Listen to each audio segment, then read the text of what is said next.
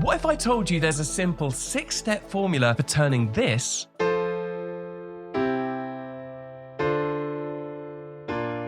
into this?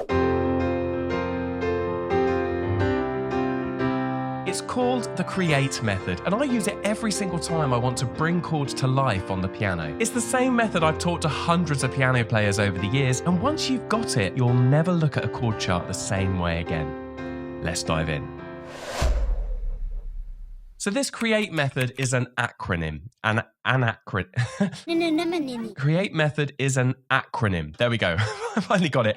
Basically, each letter stands for a different part of the process, and we're going to build it up step by step. And we're going to start with the letter C, which stands for chords. So the first step is to come up with a chord sequence you're going to be using. I'm going to do this in the key of F. There's our F major scale.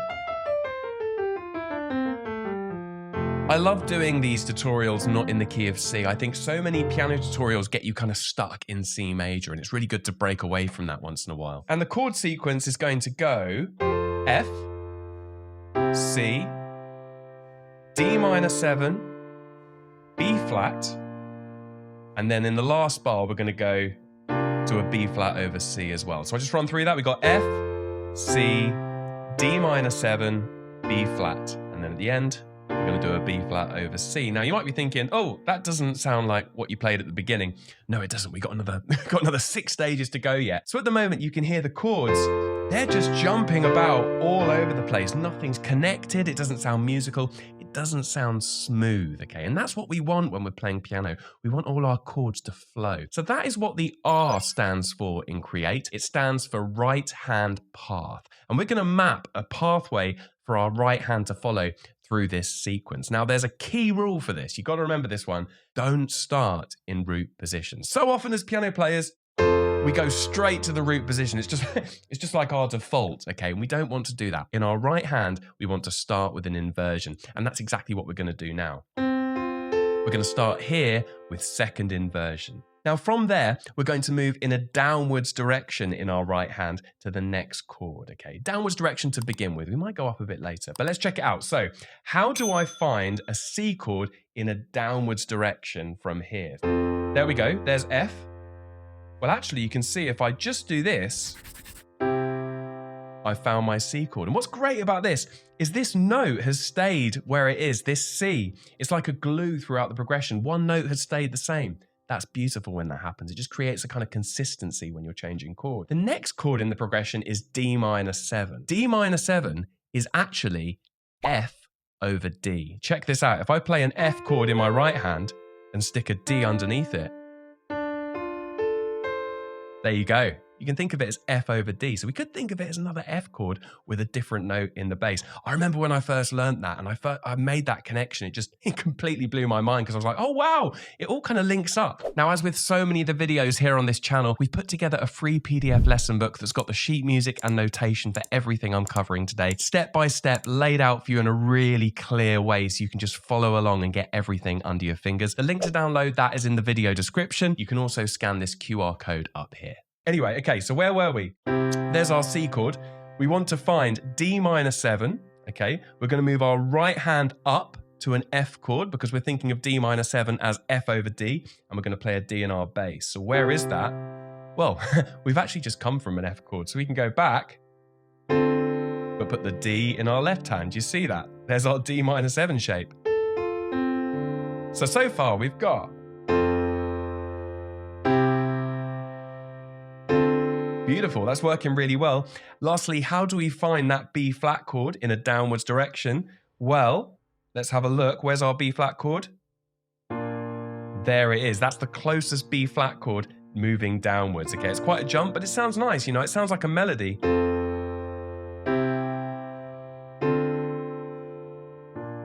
Kind of sounds like the opening to a song suddenly rather than just a chord sequence, doesn't it? We've also got that last chord as well, that B flat over C, that 4 over 5. We can literally just keep our right hand where it is and change our left hand there. So there's our sequence.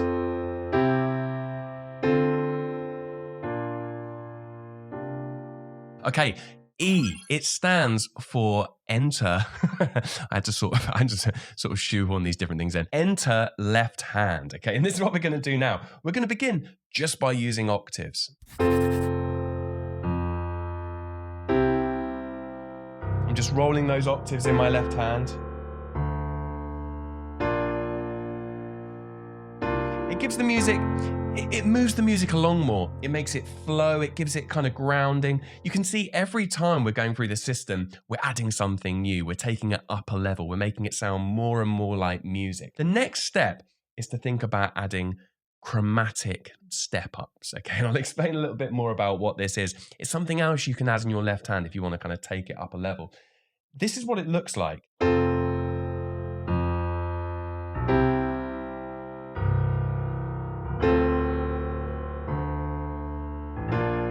Do you spot what I'm doing there? Essentially, all I'm doing, I'm going a semitone or a half step below the note I'm going to. So if I just do my left hand on its own, got my rolled octave. Now the next chord I'm going to is a C chord. I could just go straight there. Or I could just do a little semitone below, like that. So it goes.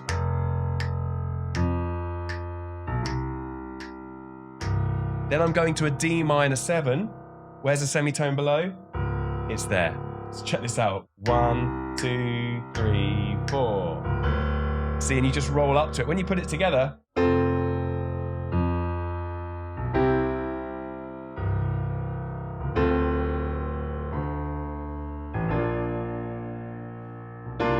can hear it just bridges the gaps between our chords. It makes that transition even smoother. It's like we're going on a pathway. That's what it's all about. Now, if you've got to this point in the video and you're thinking to yourself, I'm really enjoying this, I can actually do this stuff, I can really feel like I can make progress with this, I have something that I think might help you. It's called the Creative Piano Roadmap, and it's a course I developed over a period of a year. I create this detailed, structured curriculum that takes you through this way of playing, this creative approach to playing piano using a chord-based method where you're learning how chords fit together, how to make them sound full, how to make them sound like music in a structured way. YouTube's great to get you going, but if you actually want to make that real progress, you need a program and you need a clear pathway to follow. And this is exactly what the Creative Piano Roadmap is. We first opened the course back in February, and since then it's helped hundreds of people. They've seen all kinds of transformations in their playing as a result of really working through these lessons in a structured way. Enrollment is only open for a limited period of time, and we only open the course up a couple of times a year. So now is the time to jump in if you feel this is the year I really want to crack the piano. So go check it out. The link is in the video description. I'd love to see you inside the course.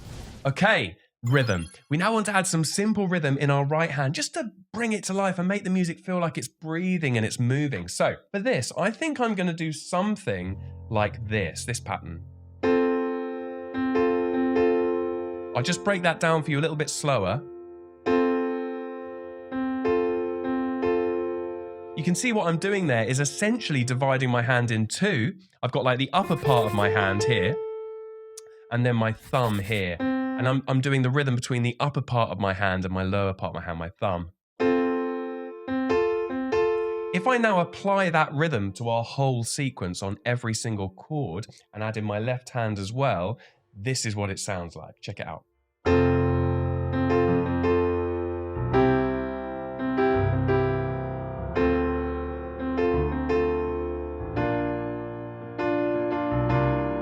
You can see it begins to sound more like a song. It's all sort of coming together a little bit.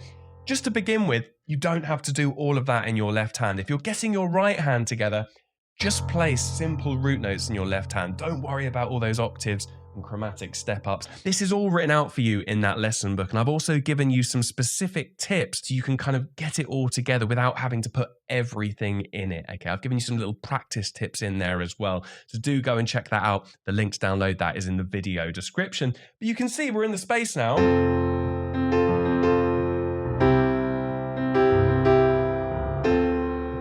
It's working well.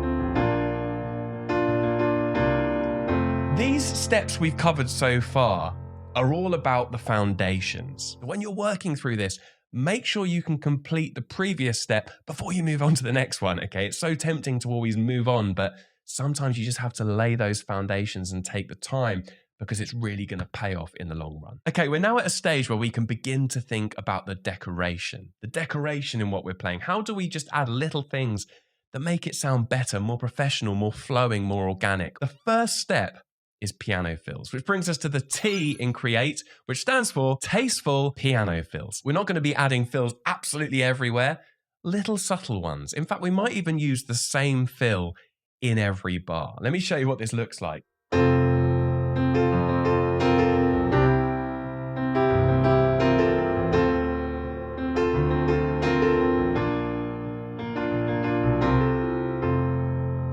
And you can see all I'm doing each time is just playing this fill. There it is, that's all I'm doing. And I'm playing it on beat 4 each time. 1, 2, 3, fill. That's where it comes. If I add it in with the rest of the pattern,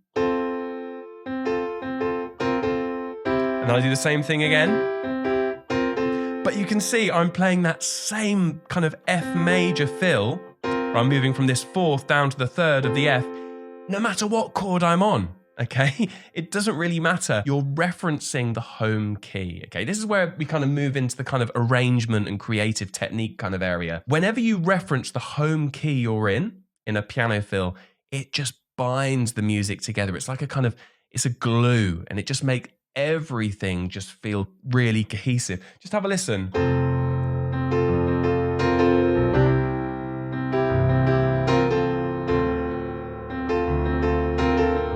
Works so well. It's one of those things in music that just works and really makes your playing feel like a song rather than a chord sequence. So yeah, give this a go. It's all written out for you in that lesson book. There's our little piano fill. Okay, we've now reached the last letter in Create, Experimentation. Taking what you've got, trying different things out, finding small ways to vary it, not playing the same thing every time. Small little changes. That's what it's all about here, okay? So to give you some ideas, for a start, you can kind of just vary what you're doing by changing the register. So rather than playing it here on the piano, you could play it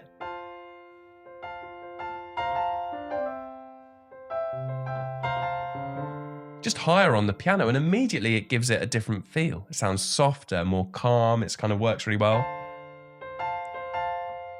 Equally, if you wanted to, you could play it lower on the piano. Let's try it out.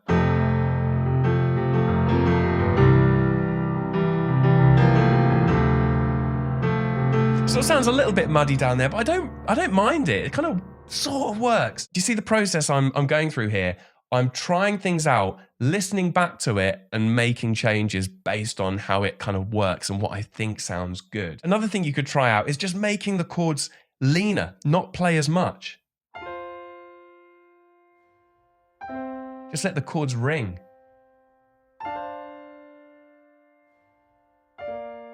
And then bring it in.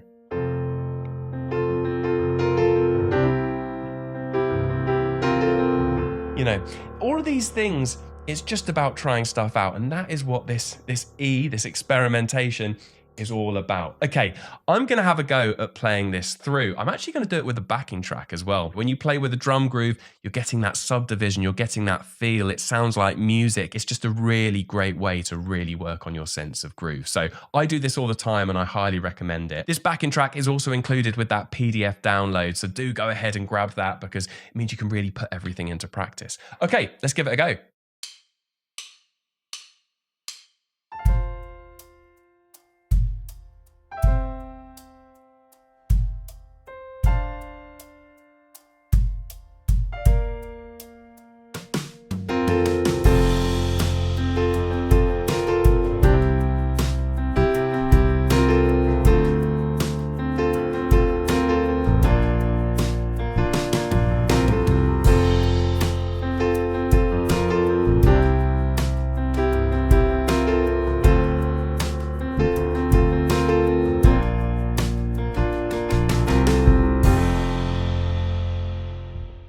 If you follow this create method, you will always have a really clear system for how you bring life to your piano playing, how you take a regular chord sequence and just make it sound like music. I do hope you found this useful. Don't forget to grab that PDF download. The link is down below. Also, if you want to go into all of this in so much more detail with a really clear, structured pathway to follow, the link to join my online course, The Creative Piano Roadmap, is in the description. Go check it out. I think you're going to love it, and I'd love to see you inside.